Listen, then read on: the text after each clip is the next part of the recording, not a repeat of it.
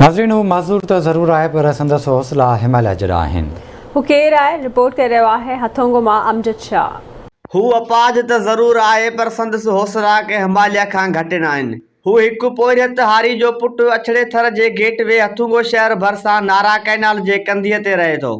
तगुमल भील तोड़े जो ॿिन्ही हथनि खां महज़ूर आहे पर हुन महज़ूरीअ खे मात ॾेई उहो साबित करे ॾेखारियो त इंसान लाइ इल्मु जिस्म जे उज़वनि खां बि ज़रूरी आहे, जंहिंजो मिसाल हू अॼु महज़ूर हूंदे बि शऊर रखे थो ऐं संदसि तइलीम जारी आहे। हू हिन वक़्तु 9वीं क्लास जो शागिर्द आहे, उहो बि क्लास में पहिरीं पोज़ीशन ते। 4 भाई 2 भेणूं स्कूल फर्स्ट नंबर पोजीशन आहे। स्कूल जो खर्च वगैरह साईं हयात भरे गुजर सर बनी बार हारी पो के प्राइवेट के गवर्नमेंट हर मुझे मालकी न कई घर जो कम कराया बकरी खोली उन्हें चारा न पो गुड ते वनियो था या रक्षो फटो अकली उन्हें क्रिकेट रांद खेल सके हां जी मकसद पर ये है मन पढ़ाई करे अगदी वध वकील थियण चाहियां वकील थे गरीब आवां जा केस लड़ंदस।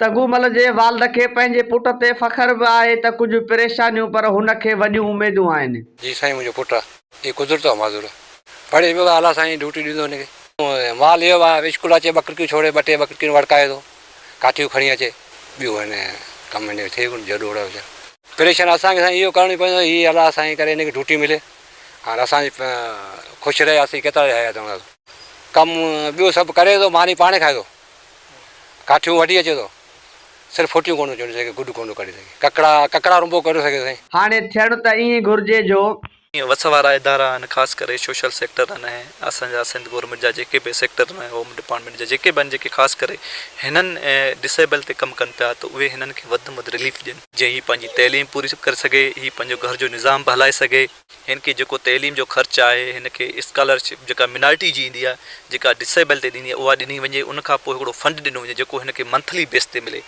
हिन जे घर जो निज़ाम हली सघे ऐं पंहिंजो बि निज़ाम हलाए सघे। हथुंगो वासी 9वीं क्लास जे शागिर्द तगुमल भील महज़ूर हूंदे इल्मु पिराइण सां गॾोगॾु ॿियो घरू कमुकार करे उहो पिणु साबित करे ॾेखारियो आहे त सिंधी टैलेंट में कंहिंखां बि घटि न आहिनि। कैमरामैन जानब मंगरियो सां गॾु अमजद शाह, आवाज़ न्यूज़ हथुंगो।